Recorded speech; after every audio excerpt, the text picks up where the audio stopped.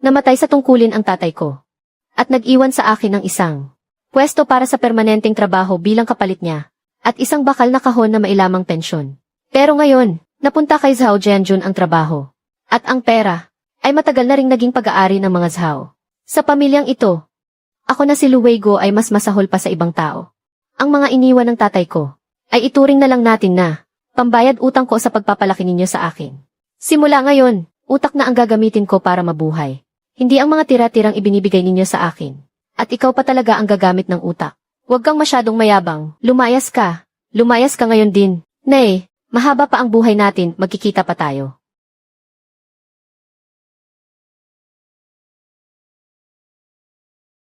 Binata, nandito na tayo sa Hongkiling.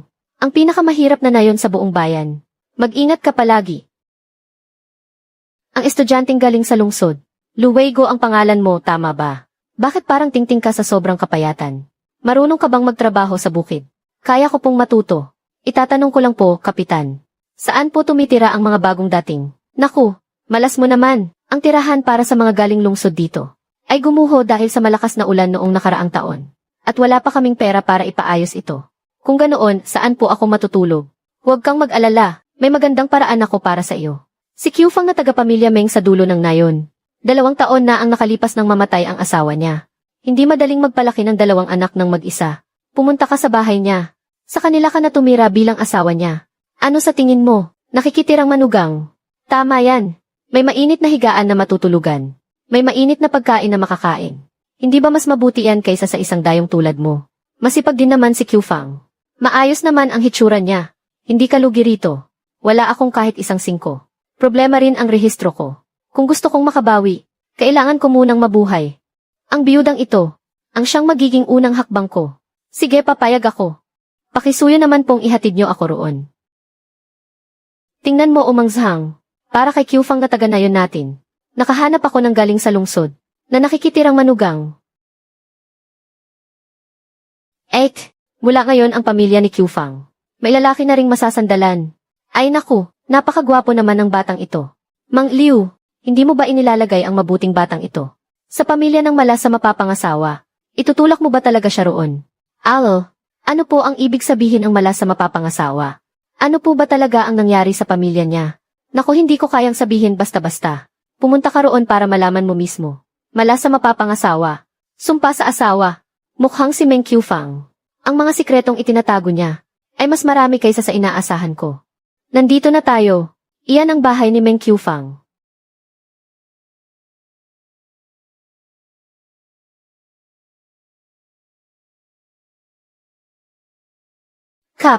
Kapitan, sigurado ka bang ang sinasabi mo ay isang biyuda? Hindi siya galing sa kabilang pangkat ng baryo. Kampiyon sa agawan ng martilyo. Siya nga iyon. Meng Qiufang, ang mapapangasawa mo.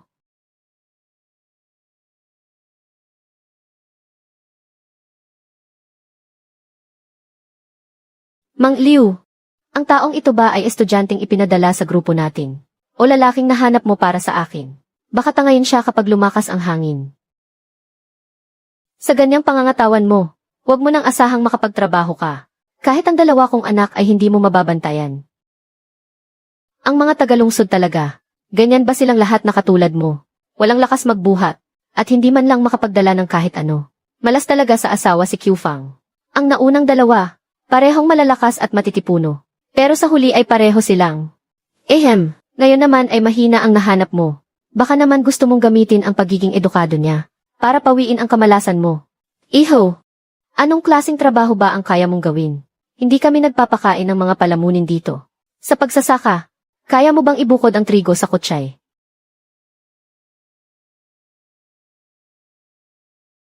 Kasamahang Qiufang, magtatanong lang ako. Mag-isa mong pinalalaki ang 2 mong anak. Gaano karaming puntos sa trabaho ang nakukuha mo sa isang taon? Kapag naghahati-hati na ng pagkain ang grupo natin, sapat ba iyon para sa inyo? Bakit mo itinatanong iyan? Hindi ako marunong mag-ayos ng bahay. Hindi rin ako marunong magsaka. Pero magaling ako sa pagkwenta. Ang mga listahan ng utang at kita ng grupo natin. Kaya kong gawin na ang bawat puntos sa trabaho ay maging sapat na pagkain. Para kayong 3 mag-iina ay laging mabusog at may makain. At hindi na muling maapi. Ito, may tuturing bang lakas ito? Mabulaklak ang dila. Bakante ang taguan ng panggatong. Ikaw na ang mag-ayos. Nasa kaldero ang kanin. Kumain ka kung gusto mo o huwag na.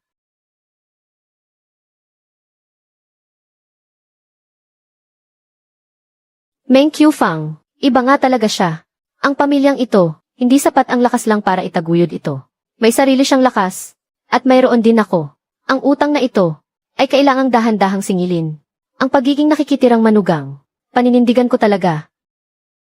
Dahu, isuksok mo ang mga paa mo sa kumot, para hindi ka lamigin. Maging mabait ka Xiaohe. Ipikit mo ang mga mata mo.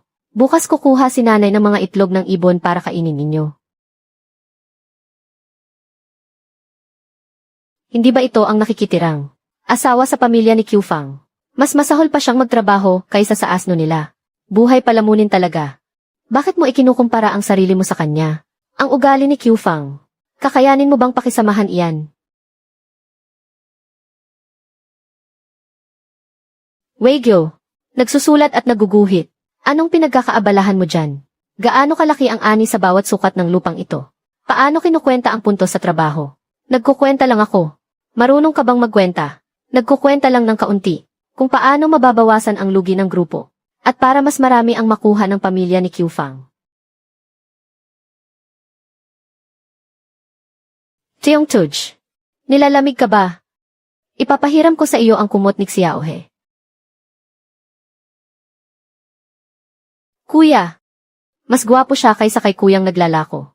Maganda naman tingnan. Gusto ko siyang tawaging tatay. Dahu. Ikalawang baitang. Bakit ano naman? Ilan ang 37? 22, 21. Kapag nagkamali sa kwenta ang accountant ng grupo, mababawasan ng ilang dosenang kilo ng bigas ang pamilya natin sa loob ng isang taon. Balak mo pa bang bugbugin at palayasin si tatay?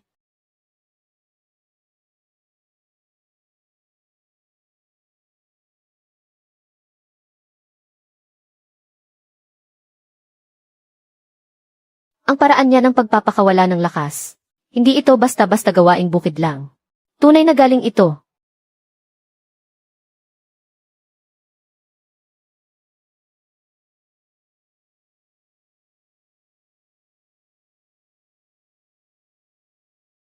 Maganda ba? Bumangon lang ako para magbanyo. Wala akong nakita. Mabuti naman kung ganoon. Sa loob ng bahay na ito, ang mga bagay na hindi mo dapat malaman. Manahimik ka. Naintindihan ko.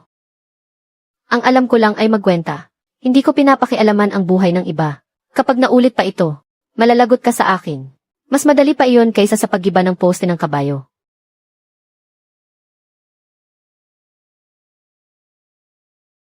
Isang babaeng may pambihirang galing, na handang manatili sa liblib at mahirap na bundok na ito para maging balo. Meng Qiufang, ano nga ba talaga ang lihim na tinatago mo? Pero mabuti na rin ang ganito, dahil may lakas tayo, at samahan pa ng talino ko. Ang maliit na Hong Qiling, ay baka hindi na talaga kayang humawak sa atin. Qiufang, nasa bahay ka ba? Narito si kuya para bisitahin ka. Wala rito ang asawa ko. Siguradong mahirap ang buhay mo ngayon. Ang utang mo sa karne noong nakaraang buwan. Kasama na ang mga dati mong utang. 1 piso at 73 sentimo lahat-lahat. Kailangang mabayaran na iyan ngayon. 1 piso at 70 sentimo. Noong nakaraang buwan lang, nakipag-ayos na ako ng bayad sa iyo. 80 sentimo lang ang utang ko sa iyo sa pinakamataas. Nakasulat ito ng malinaw. Babae ka lang naman. Marunong ka bang magbasa ng listahan? Magbayad ka na agad. Kundi ay sa susunod, huwag ka nang umasang makakakuha sa akin. Kahit kaunting pakinabang. Ang listahan mong ito, mali ang kwenta rito. Huwag kang makialam. Patingin nga ako. Noong 17 ng nakaraang buwan, ang nakasulat na presyo sa kooperatiba ay 72 sentimo bawat kilo. Pero isinulat mo ay 2 piso at 30 sentimo. Nagkamali ka ba sa pagkwenta? O baka naman sinadya mo talaga yan? Kalokohan ang sinasabi mo. Noong simula ng Marso, 20 itlog ang ibinayad sa utang. 5 sentimo ang halaga ng bawat isa sa merkado. Ang kabuuan ay 1 piso. Bakit hindi ito nakasulat sa listahan mo? Nakalimutan ko lang. At saka isa pa. Ang listahang ito, Sa pagitan ng ika-7 pahina at ika-8 pahina, may isang pahinang pinunit. Ang listahan ng mga binayad ay nakasulat doon sa pahinang iyon, di ba? Kapag kinuwenta ang lahat, ang totoong utang mo na lang ay 71 sentimo. Kuya Zhao, gusto mo bang ngayon mo na ibalik ang labis na kinuha mo? O baka naman gusto mong ang asawa ko ang makipagkwentahan sa iyo ng maayos dito? Kwenta ng konsensya.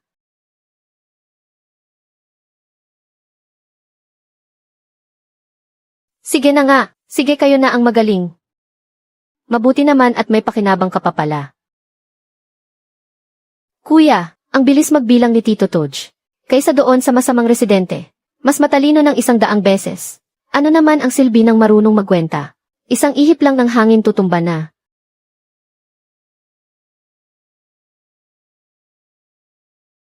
Ang listahan ng punto sa trabaho ng grupo ay may malaking problema.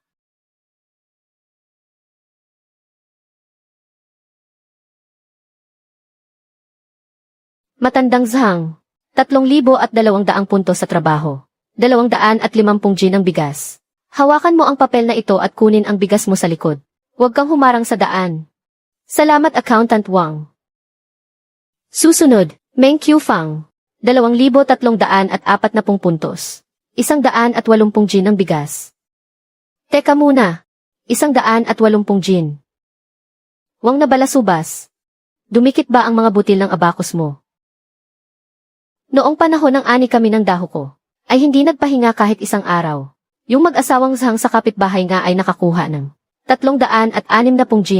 Ibig sabihin ba ay nararapat lang na magutom at mamatay ang pamilya ko? Noong nakaraang taon ang pamilya ni Qiufang ay nakakuha ng higit 300 G. Bakit ang laki ng bawas ngayong taon? Mukhang mali ang kwentang ito. Hinaan mo ang boses mo. Nagsasalita lang naman ako. Bakit ba kayo nag-iingay dyan? Nakasulat ito ng malinaw sa listahan. Sa tingin nyo ba talaga ay magagawa kong kupit-kupitin ang kakarampot mong bigas?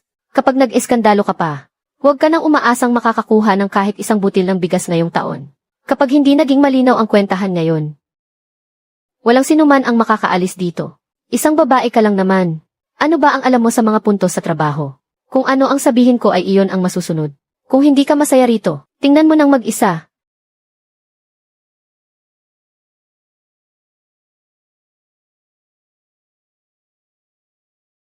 Heto ang listahan ng kwenta. Akin na nga at titingnan ko.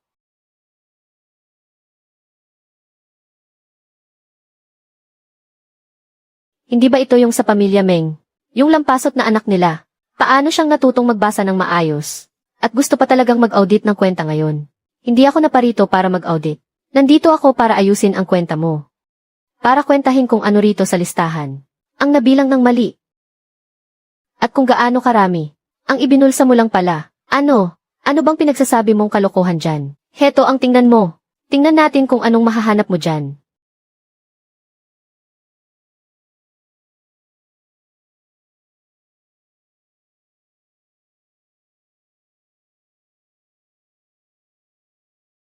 Kumusta naman? Asawa ko. Ang pasanang kahoy ay gawa para sa pag-igib ng tubig. Hindi para ipanghampas sa tao. Madumi yan. Accountant Wang. Ang mga kwentang ito ay talagang napakalayo sa katotohanan. Dito pa lang sa nakasulat, sa pagdagdag at pagbawas pa lang, ay may 17 pagkakamali na agad. At para naman doon, sa mga binurang punto sa trabaho. Gusto mo bang, sa harap ng lahat ng tao rito, ay isa-isang kwentahin natin ng malinaw?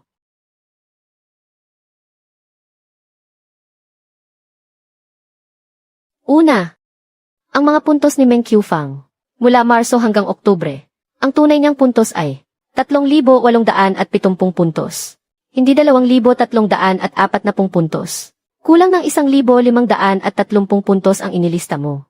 Noong buwan ng Abril, 28 araw siyang nagtrabaho, pero 15 araw lang ang nilista mo. Noong naghukay ng kanal noong Hulyo, 35 puntos kada araw para sa pinakamataas na uri ng trabaho. Pero 20 puntos lang ang nilagay mo. Accountant Wang, saan nagkamali ang kwentang ito? Pangalawa, Hindi lang ang pamilya ni Meng Qiufang ang biktima. Sa 37 kabahayan sa buong nayon, 14 na kabahayan ang binawasan mo ng tala. Pero may 3 kabahayan na dinagdagan mo naman. Sila ay ang sarili mong pamilya Wang Laizi, ang pamilya ng ikalawang tiyuhin mong si Wang Laojian, at ang pamilya ng pinsan mong si Wang Sanjin. Wang Laizi, napakaitim ng budhi mo. Ang asawa ko noong gumawa ng dam noong nakaraang taon. Halos mamatay-matay na sa pagod. Tapos ganyan mo lang babawasan ang mga puntos niya. Kaya pala, ang rasyon nating bigas taon-taon ay hindi sapat para makain namin. Napunta pala lahat sa kamalig ninyo. Pangatlo, at ito ang pinakamalaking problema. Ngayong taon, ang iniulat na kabuang ani sa komuna ay 48,000 jin. Pero sa kwenta ko, ang totoong kabuang ani ay 52,600 jin. Biglang nabawasan ang nasa listahan ng 4,600 jin ng bigas. Accountant Wang, saan napunta ang 4,600 jin ng bigas na ito? Ikaw ba ang magsasabi? O gusto mong ako ang magbunyag para sa iyo? Ikaw nagsisinungaling ka. Ano ba ang ebidensya mo? Pagkarating ko pa lang dito sa Hongqiling, nagsimula na akong maglista mula sa unang araw. Kung sino ang pumapasok sa trabaho araw-araw. At ang ani sa bawat sakahan. Nakasulat lahat ng malinaw sa papel. Gusto mo bang ihambing natin ngayon din? Wang Laizi, ipaliwanag mo ng maayos sa akin. Nasaan ang 4,600 kilo ng bigas? Patawad po, Kapitan. Ang isang bahagi ng bigas ay nasa bahay. At ang iba naman ay naibenta ko na. May tao ba riyan? Pumunta kayo sa bahay niya at maghanap doon. Lu Weiguo, simula sa araw na ito, ikaw na ang ating bagong tagatuos ng pangkat ng Hongqiling. Sinong sumasang-ayon? Sang-ayon kami. Tagatuos Lu, tulungan mo naman akong suriin din ang sa akin. Kung nanakawan din ba ang pamilya ko noong isang taon. At kinurakot ni Wang Laizi. Huwag po kayong mag-alala, pumila lang po kayo ng maayos. Simula bukas, ang bawat lumang talaan ng Hongqiling ay muli kong kukwentahin. Sinisiguro kong walang mawawalang kahit isang butil ng bigas sa inyo. Tagatuos Lu, pasensya na po dahil dati ay naging bulag kami sa iyong kakayahan. At tinawag ka naming patpatin. Hindi ka naman pala patpatin. Dahil ikaw pala ang siyang haligi ng ating nayon. Inay, tingnan mo bilis. Ang galing naman ni Patpatin. Nakikinig sa kanya ang buong nayon. Inay, si Tio Lu ba sa susunod ay hindi na kailanman apihin.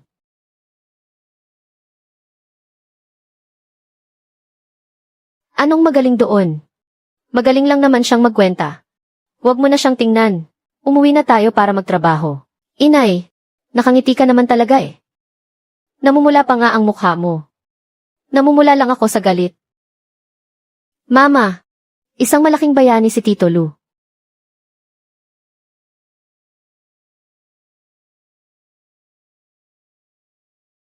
Inayos na ang kwarto sa kanluran.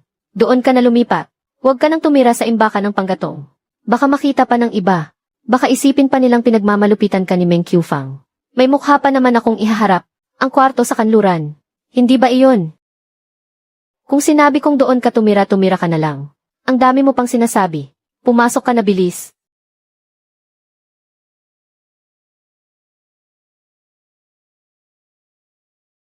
Ang babaeng ito, mas matigas pa sa bato ang bibig niya. Pero mas malambot pa sa tokwa ang puso niya. Mukhang sa bahay na ito, mga butil ng abacus, ang siyang magiging sandigan ko. Weiguo, ikaw na ang accountant ng grupo natin ngayon. Ang buong ari-arian ng grupo natin. Dapat kabisado mo iyan at alam mo ang takbo nito.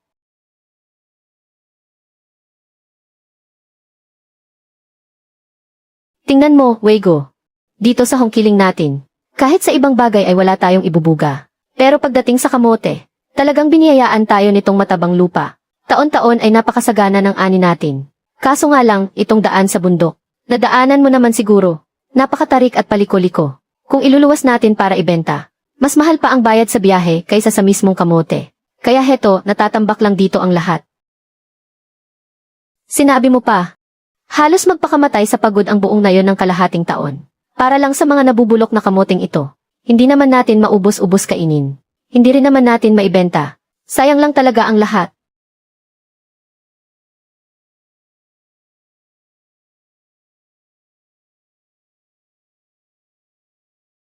Walang halaga ang kamote sa ngayon. Pero kung gagawin nating sotanghon iyan, gagaan ang timbang nito. Mas tatagal pa ang buhay at hindi agad masisira. At tataas ang presyo ng higit sa 10 beses. Kaya ang mga karuwahe natin ay isa-isang makakalabas ng walang kahirap-hirap. Sa ganyang paraan, malulutas na ang problema sa biyahe.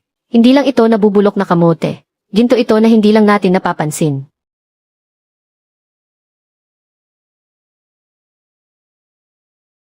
Kanina, sumama ako sa kapitan. Pumunta kami sa bodega sa likod ng bundok. Ano namang mapapala mo roon? Puro bulok na kamote lang naman ang nandoon. Sa dalas nating kumain yan, magiging kamote na rin yata tayo. Asawa ko. May naisip ako. Ano na naman ba iyang pinaplano mo? Mukhang kalokohan na naman iyan ah. Pinag-aaralan ko kung paano natin gagawing sotanghon ang mga kamote. Sa bawat 100 kilo ng kamote, makakagawa tayo ng 25 kilo ng sotanghon. Ang kaunting pagod na iyon ay hindi man lang sulit sa oras na gugugulin. Makinig ka, heto ang kwenta. Ang mga kamote sa bundok ay 2 sentimo lang bawat kilo sa pinakamataas na presyo. Pero itong sotanghon, kapag dinala sa kooperatiba sa bayan, ay maibibenta ng hindi bababa sa 35 sentimo bawat kilo. Tumaas ito ng mahigit 10 beses. Ang 100 kilo ng kamote ay makakakuha na ng 8 piso at 75 sentimo. Kung ganoon, ang bundok-bundok na kamote sa bodega natin. Tinantiya ko na. Kung ang lahat ng kamoteng iyon ay gagawing sotanghon lahat, maibibenta natin ng hindi bababa sa 2,000 piso. Magkano? Magkano ka mo? 2,000 piso. Higit pa doon at hindi bababa. 2,000 piso. Ibig bang sabihin nito ay makakakain na tayo ng karne araw-araw? Sotanghon. Gusto kong kumain ng sotanghon na may karne ng baboy. Iyang sotanghon na sinasabi mo. Paano ba gawin iyan? Anong mga kailangan? Kailangan natin ng bakanting lot na mapagtatayuan ng silungan. Isang malaking kawa. Ilang malalaking banga. At mga sabitan para sa pagpapatuyo. Saka 10 malalakas na trabahador. Ako pa kaya kong tapatan ang 5. Yung natitirang 5, ako na ang tatawag sa kanila mula sa baryo. Sabihin mo, kailan tayo magsisimula? Bukas.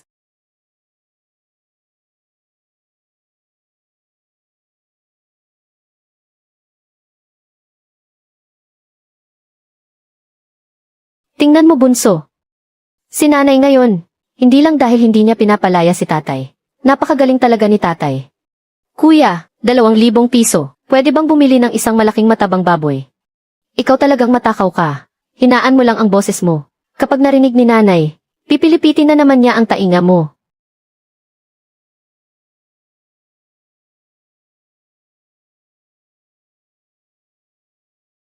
Yung haliging iyon, iusog mo ng 3 pulgada pa kaliwa. Itapat mo sa linya ng bigat. At yung mga banga na iyon din, dapat may pagitan na 2 talampakan. Dahil kung hindi ang 2 tao, ay hindi man lang makakapihit habang nagtatrabaho.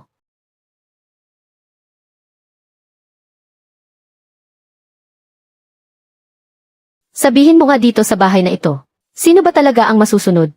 Si Ginoong Lu ay nagsasalita lang. Habang si Ate Meng naman ay napapagod sa katatakbo. Bahala ka na nga. Basta ang mga sinasabi ni Ginoong Lu, talagang pinakikinggan ni Ate Meng.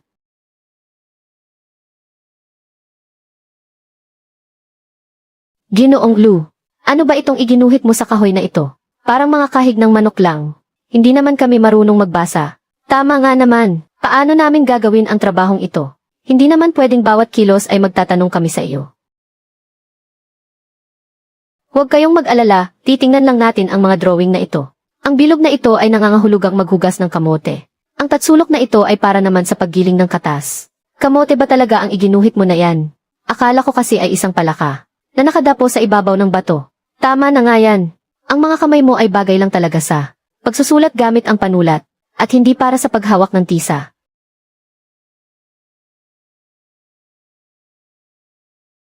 Makinig kayong lahat sa akin. Si Weigyo ang siyang mag-utos at ako naman ang gagawa ng trabaho. Kung sino man ang mga has na magtamad-tamaran, itong pingga ko ay walang mata.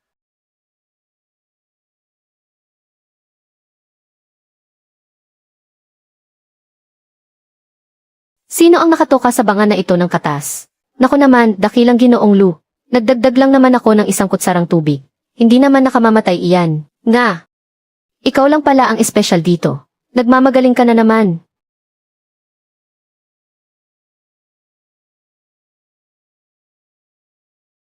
Asawa ko. Sira na ang buong banga na ito.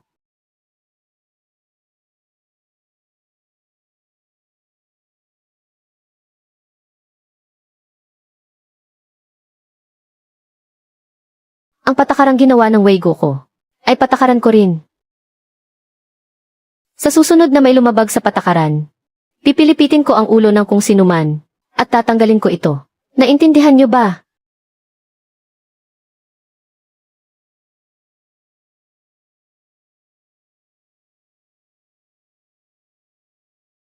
Itong problema tungkol sa manok at kuneho sa iisang hawla. Ilang beses nang ipinaliwanag ng guro, pero hindi ko pa rin naintindihan. Noong sinabi mo naintindihan ko agad, saan ba gawa iyang utak mo? Ang tatay mo na ito, ay isang walang silbing iskolar lamang. Bukod sa pagsusulat, kahit pagbubuhat ng isang sako ng kamote ay hirap na ako. Paglaki mo dapat tularan mo ang nanay mo, dahil malakas ang kanyang katawan. Kaya walang mangangahas na mang-api sa kanya. Kaya paglaki ko, gusto kong maging matalino katulad ni tatay. Hindi katulad ni nanay, na walang alam kundi ang mamalo.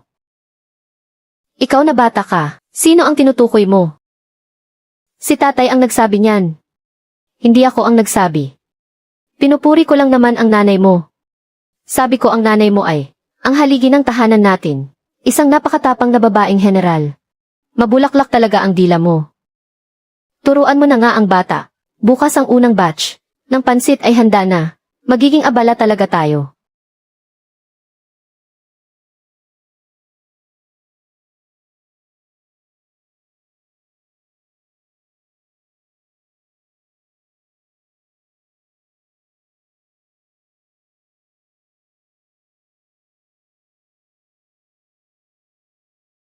Mas makunat pa nga sa mga lumangipin ko. Weigyo, malaking pera ang kikitain natin dito. Kapitan, kakarating ko lang galing sa bayan. Kooperatiba, 28 sentimo lang kada kilo ang handa nilang ibigay. 28 sentimo. Hindi na rin masama iyon. Masyadong mababa. Ang plano ko ay 30% ng paninda ay mapupunta sa kooperatiba. Pipirma ng kasunduan para sa garantisadong minimum na presyo, para masigurado ang opisyal na bentahan. Ang natitirang 70%, diretso kong ibebenta sa mga kainan sa bayan. Nagtanong-tanong na ako, kaya nilang magbayad ng hanggang 40 sentimo. 40 sentimo, grabe. Pero ang pera mula sa mga kainang iyon, ay hindi ganoon kadaling makuha. Hindi madaling makuha, kaya nga mas dapat nating kunin. Hindi lang basta kukunin, dapat din nating silang mapabayad muna. Lou. Napakalayo ng hongkiling inyo. Sulit ba na pumunta ka pa rito ng personal? Director Lay, dinala ko rito ang buong pag-asa ng aming nayon para sa inyo. Kayo lang ang tanging pagkakataon dito sa bayan. Kaya sa inyo talaga ako lalapit. Doon sa mahirap na lugar ng hongkiling. Anong pag-asa naman ang mayroon doon? Ito po ang paghahambing ng kalidad ng produkto, pagtutuos ng mga gastusin, at pati na rin ang plano para sa paiba-ibang presyo. Director, para sa unang batch ng mga paninda, bibigyan ko kayo ng espesyal na presyong pampakaibigan. Pero sa mga susunod, kailangan ng sumunod sa patakaran ko. 30% na paunang bayad.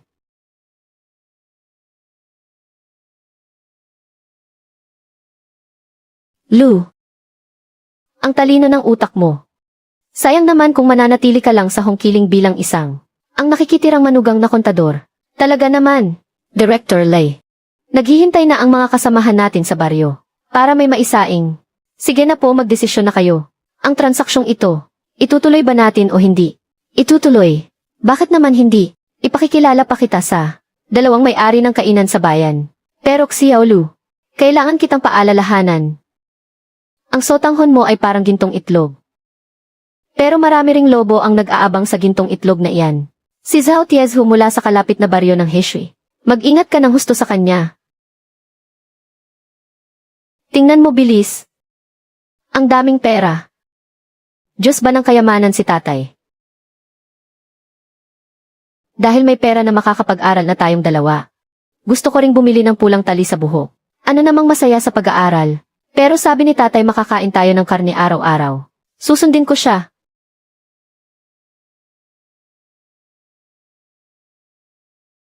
Weigyo, ang pamilya natin. Ilang taon na hindi nakakakita ng ganito kadaming pera. Kyumei, magkakaroon din tayo ng higit pa riyan balang araw. Hindi lang masasarap na dumpling. Gusto ko ring sinadaho at xiaohe ay makapasok sa paaralan ng may pagmamalaki. At para maisuot mo rin ang mga damit lungsod na pinakausong bestido ngayon.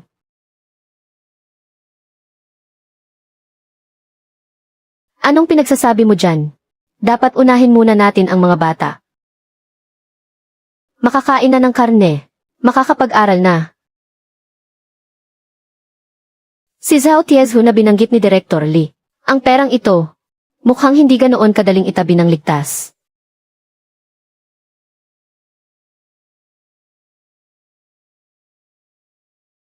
Tatay, hindi ka pa natutulog.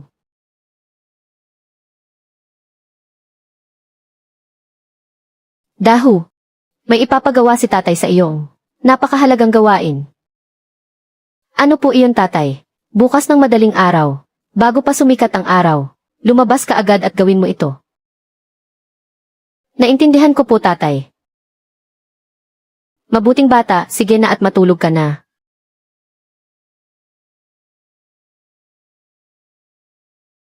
Zhao Dezhu, kung talagang maglalakas loob kang pumunta rito, itong listahan ng mga gintong itlog ay tiyak na magpapahirap sa iyo ng husto.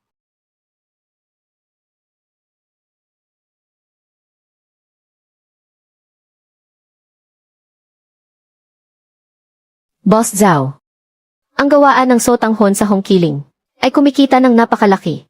Ang buong resipe ay nasa kamay ng isang nakikitirang manugang ni Luwego.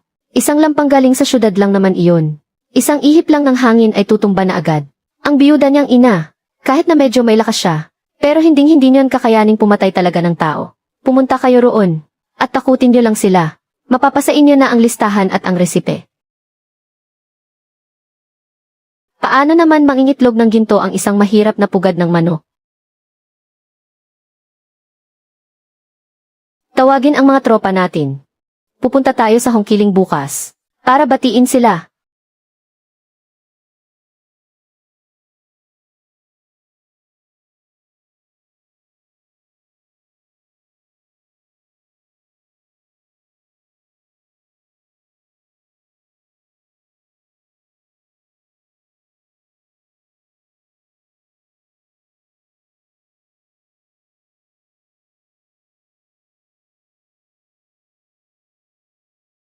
Si Zhao Tiezu ng Heishi Brigade. Bakit siya nandito? Buhay na tulisan ang taong iyan.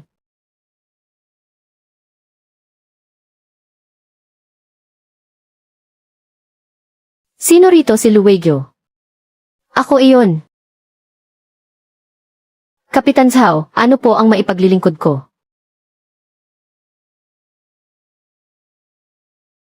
Sumasagot lang sa panawagan ng komunidad, para pagsama-samahin ang mga ari-arian. Maganda ang gawaan mong ito. Nagustuhan ito ng Heishi Brigade namin. Simula sa araw na ito, kami na ang mamamahala rito.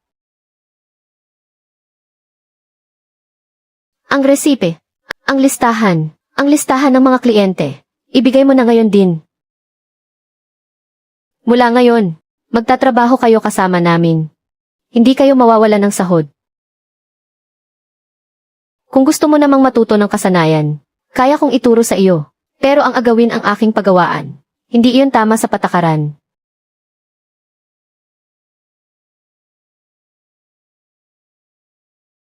Patakaran. Dito sa Hongqiling. Ako mismo ang batas. Bibigyan kita ng isa pang pagkakataon. Ibibigay mo ba o hindi? Kung hindi, babaliin ko ang mga binti mo. Para habang nakahiga ka sa kama, ay pag-isipan mo ng mabuti ang mga patakaran.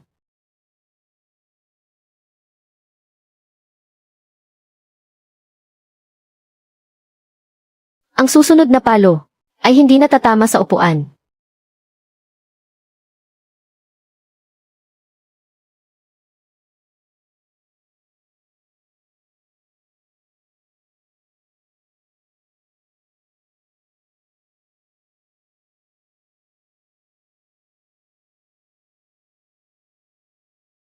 Sino ang nagbigay sa iyo ng karapatang hawakan siya? Napakabaliw mong babae. Pumasok ka sa loob at i-lock mo ang pinto. Ako na ang bahala dito sa labas. Zhao Tiezhu. Akala mo ba talaga ang mga gamit ko ay ganoon na lang kadaling agawin? Ang nakaipit sa librong iyon ng kwenta ay ang kasunduan sa kooperatiba ng bayan.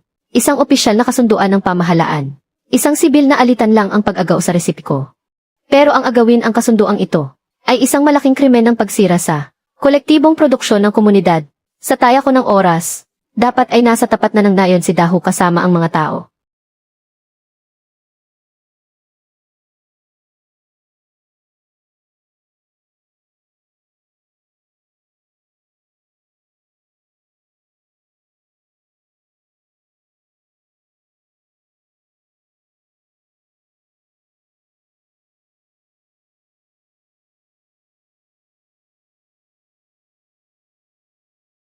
Bakit nakatayo lang kayo riyan?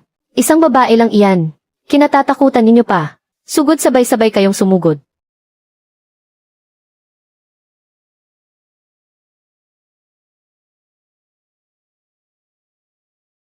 Ate Q Fang, hindi mo kaya iyan ang mag-isa?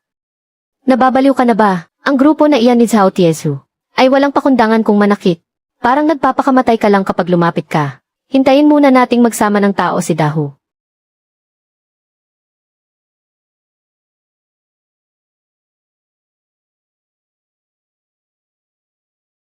Sige marunong ka palang lumaban. Dito sa buong lugar na ito. Matapos ang napakaraming taon kong paghahari-harian. Ito ang unang beses na natalo ako sa kamay ng isang babae. Kapag hindi ko winasak ang gawaan mo ngayon at pinatag sa lupa, ibahin mo ang pangalan kong Zhao Tiezhu. Subukan mong gumalaw kahit kaunti. Nasa loob ang asawa ko. Sino mang lumapit, papatayin ko sa bugbog. Asawa, ang patpatin at lampang iyon. Karapat-dapat ba siyang ipaglaban mo ng patayan? Kung karapat-dapat man siya o hindi, hindi ikaw ang magsasabi niyan.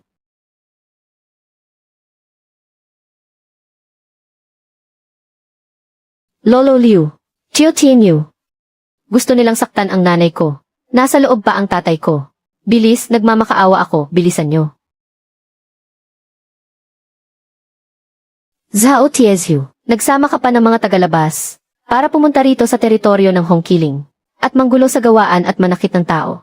May respeto ka pa ba sa pamunuan at sa komunidad?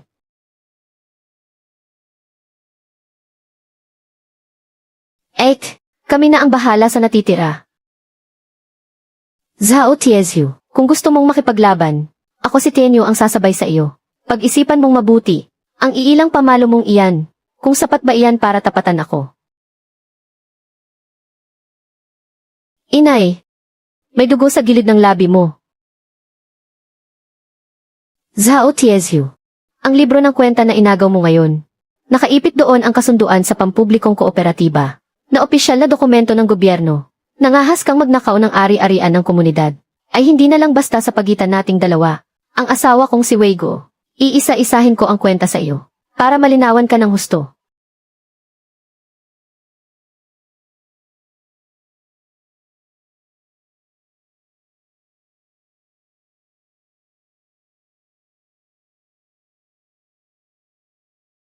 Kakasabi mo lang kanina na aagawin mo ang aking ledger. Sinong nagsabing aagawin ko? Ang ginagawa ko ay pagsasama-sama lamang ng mga kagamitan. Pagsasama-sama baka mo. Hayaan mong ako ang magkwenta ng ginawa mo ngayong araw. Nagdala ka pa ng mahigit 10 tao na may dalang mga sandata para manggulo sa ibang barangay. Sinaktan ninyo ang mga manggagawa sa aking pagawaan at winasak ang mga kagamitan sa produksyon. Alam mo ba kung ano ang tawag sa ginawa mo? Huwag mo nga akong takutin. Ang tawag dyan ay pagsira sa produksyon ng kooperatiba.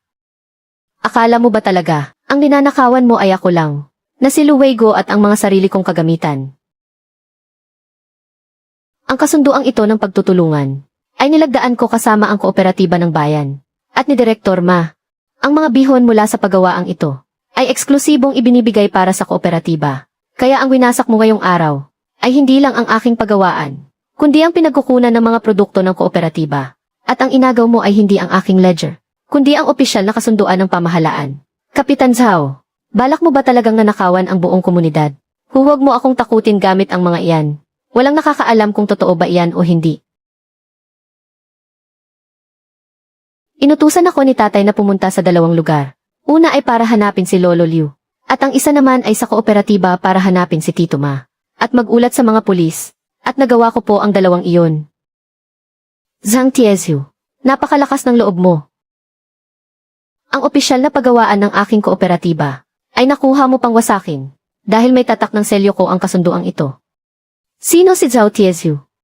Hip, misunderstanding lang po ito. Nandito lang po kami para makipagtulungan. Makipagtulungan. Nambugbog na kayo ng tao at nambasag pa ng mga gamit, at tinatawag mo pa iyang pakikipagtulungan.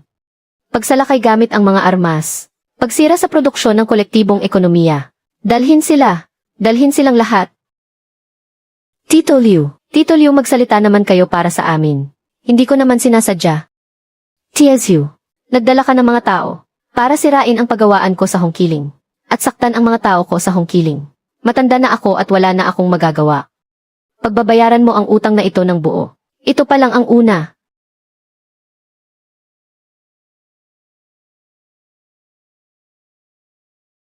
Masakit ba? Hindi naman daplis lang ito. Sinabi ko naman sa iyong pumasok sa loob pero hindi ka nakinig.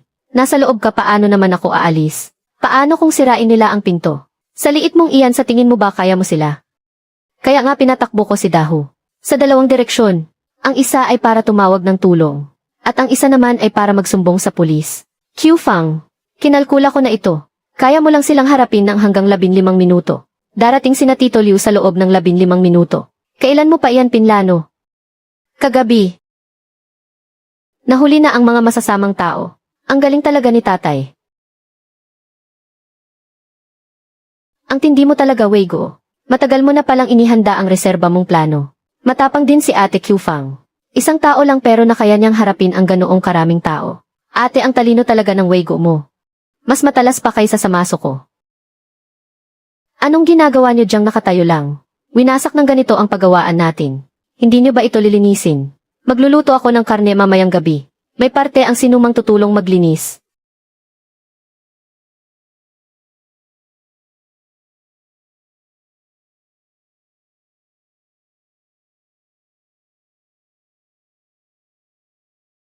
Mang Li, itong sotanghon mo, bakit kumpara sa amin sa Hongqiling ay mas mura pa ng 30%? Saan mo nakuha ang panindang yan? Ate Q Fang. Galing ito sa kalapit na pangkat ng Liugo. Bago pa lang nalabas na produkto. Presyong kalahati ang mura. Mabentang mabenta ito nitong mga nakaraang araw. Gusto mo bang kumuha ng 2 kilo? Weigyo, tingnan mo nga ito. Mababang kalidad na kamote ang ginamit dito. Isang beses lang sinala ito. Kulang din sa pagpapatuyo sa araw. Kapareho nga ng hugis natin. Pati ang paraan ay katulad ng sa atin. Pero nilaktawan nila ang 7 o 8 hakbang sa paggawa. Sino ang nagkalat ng paraan ng paggawa natin? Ang mga nakakaalam ng buong sikretong paraan ay mabibilang lang sa isang kamay. Kuya Weigo, naku po, may masamang balita. Kagagaling ko lang sa silangan. Hindi lang sa Liugo. Nagsimula na ring magbenta sa Zhangjiao. Lumipat na ang lahat ng mga dati nating suki. Dahil 15 sentimo lang daw sa kanila ang bawat kalahating kilo. 15 sentimo. Kulang pa yan sa puhunan para sa magandang klase ng kamote. Ang mga order natin noong nakaraang buwan ay nabawasan ng 30%. Kapag nagpatuloy pa ito, masasayang lang ang makukuha nating hati sa kita. Pupuntahan ko sila. Kung sino man ang nagnakaw ng sikretong paraan, sisirain ko ang negosyo niya. Walang saysay ang paggamit ng dahas. Kumalat na ang ating sikretong paraan. Kailangan muna nating mahanap ang traidor sa atin. Si Wang Laizi, ang kailangan ng kooperatiba ay primera klaseng pulbos na sinala ng 3 beses. Ilang beses mo sinala ang nasa banga na to? 2 beses, bakit masama ba yun? Ang kabilang baryo nga 1 beses lang ay naglakas loob ng ilabas at ibenta. Nagmamadali ang lahat na makagawa ng produkto para makipag-agawa ng benta. Hindi naman mamamatay ang tao kung kulang ng 1 sala. Kapag kulang ng 1 sala, mangingitim ito at madaling maputol. Tapon na ang buong balde na ito. Babawasan kita ng 10 puntos sa trabaho. Babawasan mo ako ng puntos. Makinig kayong lahat. Isang dayong galing lang siya sa syudad. Ginagamit ang maliit na kapangyarihan para maghari-harian. Gusto niyang kunin ang ating pinaghirapang pera. At ibulsa ito para sa sarili niya. Weigyo, hayaan mo na lang kaya. Ang murang pansit ng kabilang baryo Nakuha na ang lahat ng mga order natin. Kapag hindi pa natin binilisan ang paglabas ng produkto, kahit simpleng pagkain ay wala nang makain ang lahat. Gawa lang sa bulok na kamote ang sa kabilang baryo. Mga peke at mababang klase na produkto. Kapag binabaan natin ang kalidad, masisira ang ating pangalan. Tigilan mo ang kalokohang yan. Bahala kayo dyan, ayoko na.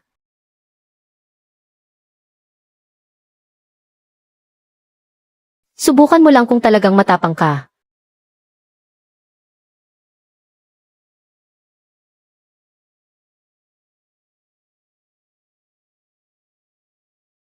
Meng Qiufang, nasisiraan ka na ba ng ulo? Lakas ng loob mong itapon ang pinaghirapan ng lahat. Ang mga order mula sa kooperatiba ay si Weigo ang nagpakahirap na kumuha. Kapag nasira ang ating pangalan, wala nang kikita sa atin kahit sino. Tingnan ko lang kung sinong mangahas dito sa gawaan na ito, na maging tuso at mandaya. O CJ, magkasabwat kayong mag-asawa para harangan ang kabuhayan natin. Tingnan na lang natin ang mangyayari.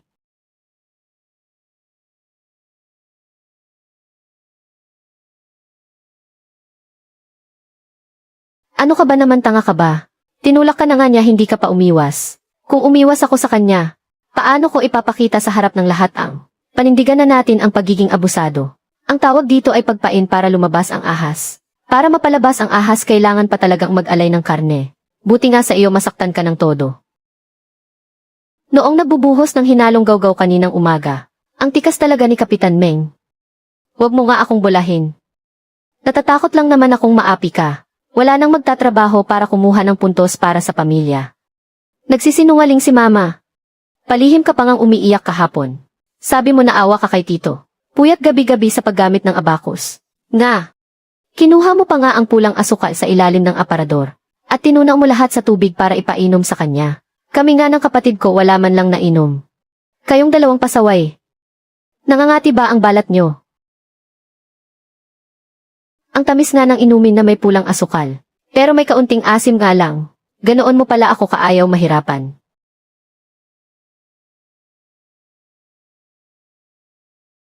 Ang bulok na sotanghon mula sa kabilang na yon. At ang pagtitipid sa mga sangkap sa paggawaan. Talagang gawa nga lahat ito ni Wang Laizi. Oras na para hilahin ang lambat. Lu Weigyo, tingnan mo nga ito sa sarili mo. Ito ba ang sotanghon nyo mula sa Hongqiling? Nasira tuloy ang isang buong kaldero ng sabaw sa restoran ko. Nagtaob pa nga ng lamesa ang customer doon mismo. Boss Zhu, saan mo ba binili ang sotanghon na ito? May nakasulat na 3 salitang Hongqiling doon sa palengke. Kaya binili ko na. 20 kilo na basura lang pala. Sa buong buhay ko, hindi na ako bibili kahit isang hibla ng sotanghon nyo. Hindi galing sa paggawaan namin ito. Huwag mo akong lokohin. Parehong-pareho ang balot. Parehong-pareho ang pangalan. Boss Zhu, tingnan mo ang dulo ng putol. Puti ang loob ng sotanghon namin. Itong isa naman ay nangingitim. Peke ang isang ito. Wala akong paki kung mabuti ka o masama. Nagkalat sa merkado ang tatak ng Hongqiling na mga pekeng produkto. Sino pa ang maglalakas loob na bumili ng totoo? Sira na ang pangalan ninyo. Kuya Weigo, hindi lang si Boss Zhu. Pati ang tindahan sa silangan ay nagbalik ng paninda. Dahil hindi na raw nila malaman kung alin ang totoo o peke. Ayaw na nilang lahat. Ang asawa ko kahapon ay nagdala ng 30 kilo sa bayan. Pero dinuro-duro lang siya at pinagmumura ng mga tao. Hindi man lang maibenta kahit sa orihinal na presyo. Si Wang Laizi. Ibinenta niya ang sikretong resipe. Pupuntahan ko siya at babaliin ko ang mga binti niya. Baliin mo man ang kanyang mga binti. Hindi mo na mababawi ang resipe. Sa ngayon, hindi paghihiganti ang dapat nating isipin, kundi kung paano tayo mabubuhay. O sige, ano sa tingin mo ang dapat nating gawin? Panonoorin na lang ba natin ito? Maghintay tayo ng pagkakataon. Weigyo. Sa katabing liugo ay 15 sentimo lang ang bawat kilo. Habang 28 sentimo naman ang sa atin. Sino pa ang bibili sa atin? Magbaba na tayo ng presyo. Tama. May benta muna natin ang mga paninda bago ang lahat. Ano namang masama kung mababa ng kaunti ang kalidad? Tutal pangit din naman ang kalidad ng sa iba. Narinig mo ba yan? Accountant Lu. Yung sinasabi mong 3 beses na pagsasala. At 7 araw na pagpapatuyo. Magandang pakinggan. Pero kapag nagutom at namatay tayong lahat, sino ang mananagot? Gusto ninyong lahat na magbaba ng presyo. CJ, kukwentahin ko para sa inyo. 15 sentimo ang bawat kilo ng noodles sa liugo. Isang beses lang sinala ang mga bulok na kamote. 3 araw lang na ibinilad, ibinebenta na agad. Ang puhunan ay 11 sentimo at 4 na sentimo lang ang kita. Pero tayo rito sa Hongkiling, magagandang kamote na dadaan sa 3 beses na pagsasala. 7 araw na pinapatuyo. 18 sentimo ang puhunan natin. Ibebenta ng 28 sentimo para kumita ng 10 sentimo. Sabi ninyo ibaba natin sa 15 sentimo. Kung ibababa natin sa 20 sentimo. 2 sentimo lang ang kita natin kada kilo. May 30 tao sa paggawaan natin. Nakakagawa ng 200 kilo kada araw. Ang kabuang kita natin ay 4 na piso lang. Hahatiin pa yan sa 30 tao. Kaya 13 sentimo lang ang mapupunta sa bawat isa kada araw. Nagtatrabaho ba kayo rito para kumita ng pera? O nandito lang kayo para mamalimos? Mamalimos na lang, at hindi pa yan ang pinakamalalang bahagi. Kapag nagbaba ka ng presyo, mas ibababa pa nila ang presyo nila. Gagamit sila ng mas bulok na kamote. At hindi naman lang nila ito sasalain. Ibebenta nila ng 10 sentimo kada kilo. Sasabay ka ba sa kanila? Kapag sumabay ka hanggang sa huli, hindi na noodles ang ibinebenta mo, kundi basura na. Masisira ng tuluyan ang pangalan ng Hongkiling. O, anong gusto mong gawin natin ngayon? Mamamatay ba tayo sa gutom habang nakakapit sa 3 beses na pagsasala na yan? Ito ang ibinigay sa akin ni Tito Liu ngayon. Magkakaroon ng trade fair sa munisipyo sa susunod na buwan. Darating ang lahat ng mamimili sa buong bayan. Ang mga kooperatiba, ang mga kainan, at pati ang mga kantina ng komunidad, naroroon silang lahat. Ito na ang pagkakataon ng Hongkiling para makabawi at umangat muli. Pero may isang mahigpit na patakaran sa trade fair. Dapat may opisyal na tatak o brand ang produkto natin. At kailangang pumasa sa kalidad at inspeksyon. Kung ibababa ninyo ang kalidad nito ngayon, sa susunod na buwan, kahit ang sumali sa trade fair ay hindi nyo magagawa. Makikinig ako kay Kuya Weigo. Hindi ko kailanman gagawin ang pagbaba ng kalidad. Makikinig din ako kay Weigo. Ang sinumang magbawas sa sangkap ay dadaan muna sa akin. Simula sa araw na ito, ang Sotangho ng Hongkiling ay tatawaging Sotangho ng pamilyang Meng. Ang paggawaan ay pag-aari ng buong nayon. Pero sa pangalan ko lang ito nakarehistro. Kapag nagkaproblema, sino ang mananagot? Ang lupa ng paggawaan ay sa nayon. Pero ang unang biga ng bubong ay ikaw, Meng Qiufang. Ang mag-isang nagbuhat nito. Kung wala si kasamang Qiufang, ay walang ganitong paggawaan. Pinoprotektahan niya ang kabuhayan ng lahat. Kaya ang kabuhayan ng lahat ay dapat nakapangalan kay Meng. Sinong may reklamo? Manahimik ka na nga muna. Paos na ang boses mo. Walang luya ang inumin ngayon. Kung hindi mo nagustuhan ang lasa, huwag mong inumin. Pwedeng manakaw ang resipe, pero ang pamantayan ay hindi mananakaw. Magkamali lang ng 1 milimetro. Masisira ang buong batch. Narinig niyo ba ako? Ang sinumang hindi susunod sa patakaran, ay huwag nang papasok sa pintong ito kailanman.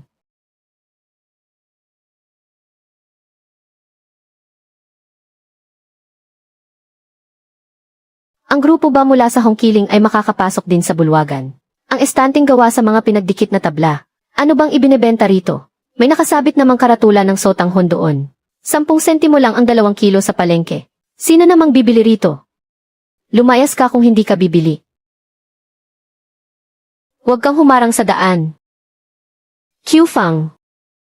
Ibaba mo iyan. Ilabas mo ang bugkos ng dekalidad na pinatuyong Sotanghon. Para saan pa iyan? Hindi naman marunong tumingin ng magandang kalidad ang mga taong ito. Iparinig natin sa kanila ang tunog nito. 1 kamay lang. Pero 30 piraso ito. Mababali ba ito? Sino bang minamaliit mo?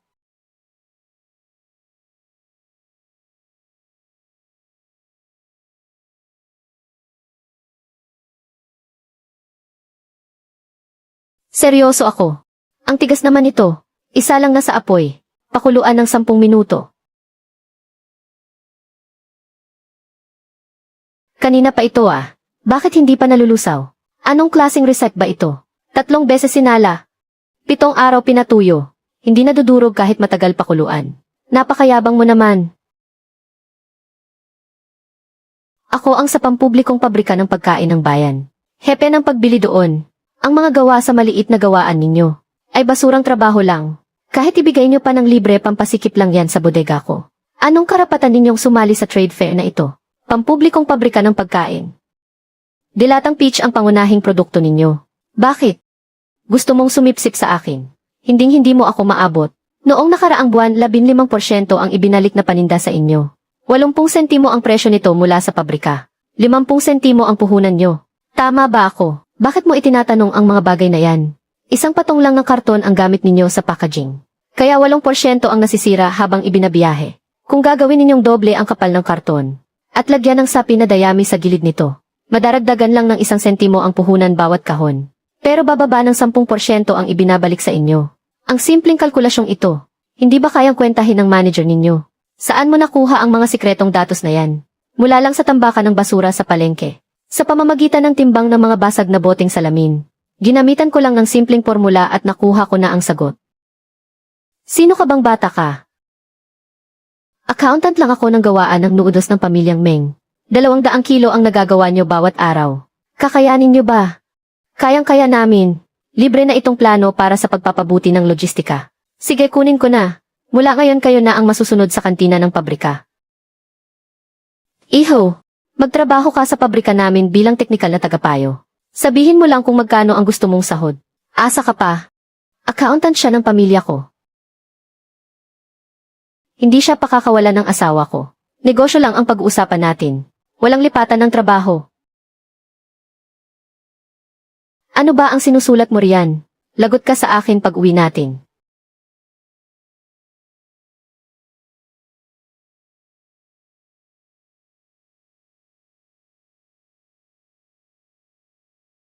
Kuya Weigo. Daho bilisan mo tawagin mo ang nanay mo. Ang init ng tatay mo parang bagang nag-aapoy.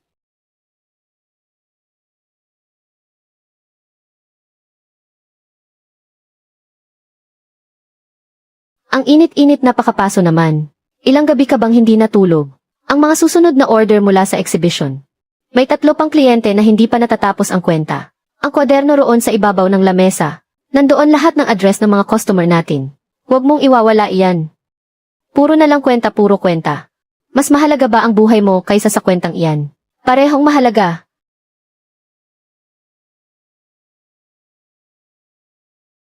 Tienyo, tawagin mo ang doktor sa baryo. Daho magpakulo ka ng tubig. O kaya dalhin na natin siya sa ospital ng bayan. Ang pambayad sa pwesto sa exhibition at para sa mga paninda. Noong nakaraang 2 araw lang natin binayaran iyon. Wala tayong hawak na pera ngayon. Pababaan muna natin ang lagnat niya, sige na bilisan mo. 3 piso at 70 sentimo. 2 piso ang bayad sa pwesto. Utang pa rin ang bayad sa paghahatid. Ito na lang ang natitira sa atin. 2 piso na agad ang pamparehistro pa lang sa ospital ng bayan. Hindi pa kasama doon ang pamasahe papunta at pabalik.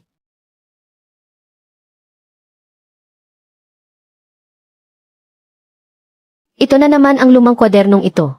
Araw-araw mo na lang hinahawakan para magsulat. Mas mahalaga pa ito kaysa sa sarili mong buhay.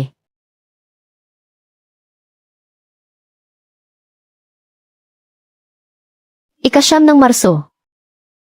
Dinagdagan pa ni Kyufang ang ulam ko ngayon. 1 dampot ng ulam. Puro karne. Samantalang sa sarili niyang mangkok ay wala kahit 1 piraso. Ika-15 ng Marso. Ngumiti si Kyufang. Namulaklak ang mga sunflower sa bakuran. Nakatayo siya sa tabi ng mga bulaklak. Matagal ko ring tinitigan ang mga bulaklak. At matagal ko ring tinitigan siya. Maaliwalas ang gabi ng ika-15 ng ika-12 buwan. Sa unang pagkakataon ay kusa akong tinawag na tatay ni Daho. Lumabas ako at tumayo roon ng matagal. Dahil baka makita nilang namumula ang mga mata ko. Sinabi ni Kyufang na ako ay sa kanya. Sa harap mismo ng 12 ng tao. Siya ang accountant ng pamilya ko. Sa buhay kong ito.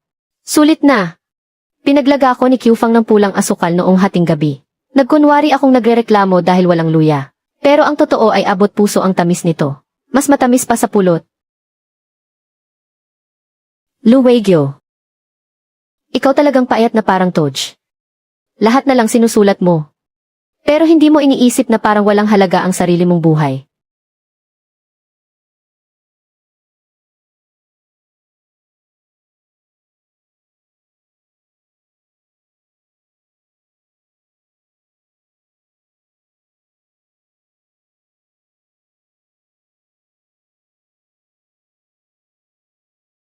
Nabasa mo na ba ang lahat? Yung mga huling pahina na yun ay kung ano-ano lang ang isinulat ko. Huwag mong seryosohin. Tumahimik ka. Kyufang, sinabi ng tumahimik ka. Hindi mo ba naririnig? Ibabalik mo ba sa akin o hindi? Luwegyo, subukan mo lang mamatay sa sakit na yan. Huhukayin kita mula sa libingan mo. At bubugbugin ulit kita. Bakante pa ang huling pahina ng notebook. Alam ko na kung ano ang isusulat ko.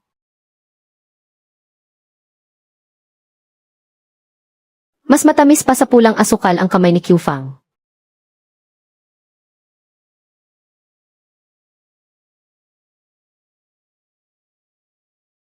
Kumain ka. Kumain ka para gumaling ka agad. Huwag kang magkunwaring mamamatay na sa harap ko. Niluto mo naman na parang bato ang tigas. Gusto mo yata mabungi ako. Kalokohan yan. Bahala ka kung kakain ka o hindi. Kung hindi mo kakainin, ipapakain ko na lang sa baboy. Baka hindi matunawan ang baboy dyan. Kakainin ko na nga. Ito ang pangalan mo.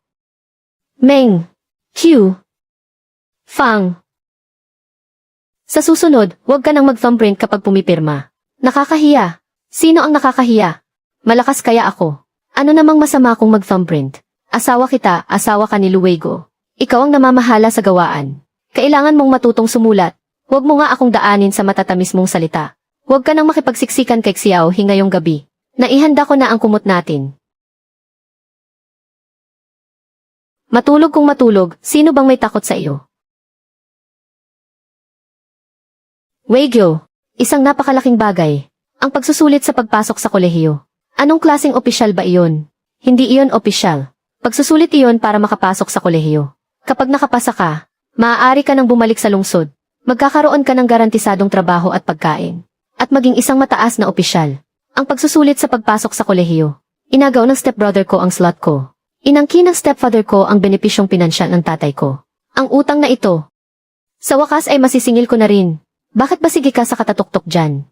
Baka mabasag na ang mga butil ng abakus. Dahil sa pagpukpok mo. Kung gusto mong kumuha ng pagsusulit, sige lang. Paano kung makapasa ako at umalis? Paano ka naman? Paano naman ang gawaan? Ako nang bahala rito sa bahay. Ako nang bahala sa gawaan. Lalaki ka pa namang tao. Maghiganti ka kung kailangang maghiganti. Maningil ka kung kailangang maningil. Huwag kang magmukmok dito sa baryo na parang duwag. Tama si Qiufang. Weigyo, matalas ang utak mo. Ikaw ang pag-asa ng buong baryo natin. Kapag nakapasa ka at nakalabas dito, may masasandalan na rin ang hongkiling natin. Kuya Weigyo, magbasa ka lang ng payapa. Ang trabaho sa bukid, at ang trabaho sa gawaan ako na ang lahat ng bahala. Kung sinong mangahas na manggulo sa iyo, dudurugin ko ang mga buto niya. Hindi ganoon kadaling makapasa sa kolehiyo. Mga libro at materyales para sa pag-aaral. Wala akong kahit ano. Kung wala, di pumunta ka sa lungsod para bumili. Walang pera sa pondo ng gawaan. Kahit magbenta pa ako ng huling gamit ko. Para maibilhan kita. Qiufang. Ang atrasong ito. Sisingilin ko ng may kasamang interes. Para sa buong pamilya natin.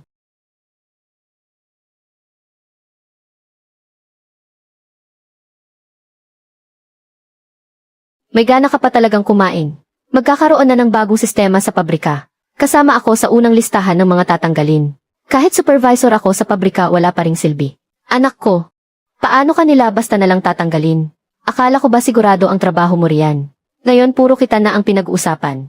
Binigyan ako ng pagpipilian ng manager ng pabrika. Magpasok ng 10,000 puhunan. Kung hindi kasama ng mga makina, ibebenta na parang lumang bakal. Saan naman ako hahagilap ng 10,000? 10,000? Papatayin yan ang buong pamilya natin. Kaya huwag ka nang magpanggap na walang alam. Tatay ni Weigyo, nasaan na yung perang kompensasyon? Ilabas mo na agad para may pantakip ako sa utang. Sira ulo ka ba? Yung kakarampot na perang yun. Matagal lang nagamit para magkakoneksyon ka. Naubos na sa pag-aayos ng daan mo. Paano pang may matitira dun? Di ano nang gagawin natin ngayon? Kapag nawala ng trabaho si Jayanjun, guguho ang mundo ng pamilya natin. Bakit ka ba natataranta? May pinagtanungan na ako. Yung batang si Luwego. Sa hongkiling gumawa siya ng isang gawaan ng noodles. Kahit ang manager ng pamilihan sa bayan ay pumunta mismo sa probinsya para kumuha ng paninda sa kanya. Siya, isang hamak na taga-probinsya ay yayaman. Sigurado ako dun. Ang hawak niyang pera ngayon ay hindi bababa sa 10,000. Ano pang hinihintay natin?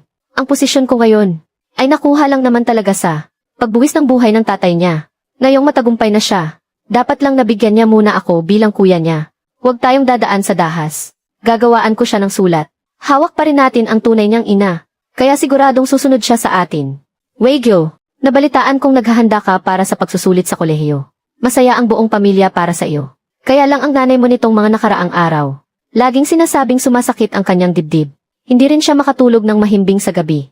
Ikaw lang ang laging bukang bibig niya. May malaking problema ang kuya mo sa kanyang trabaho. Ginagawa naman niya ito para sa pamilyang ito. Wala na talagang mapagpipilian ang pamilya. Kaya gusto sana naming humiram muna sa iyo ng 10,000 piso para may magamit. Ipadala mo agad ang pera pagkabasa mo nito. Tay, bakit ka pa nakikipag-usap ng ganyan sa kanya? May utang naman siya sa atin. Ano bang alam mo? Panakot lang ito para matakot siya. At kapag hindi siya nagbigay, gagawa ako ng gulo sa buong komunidad. Isusumbong ko siya na itong naghahanda para sa pagsusulit sa kolehiyo na Huwarang Kabataan ay isang suwail na anak. Tingnan natin kung hindi masisira ang pangalan niya.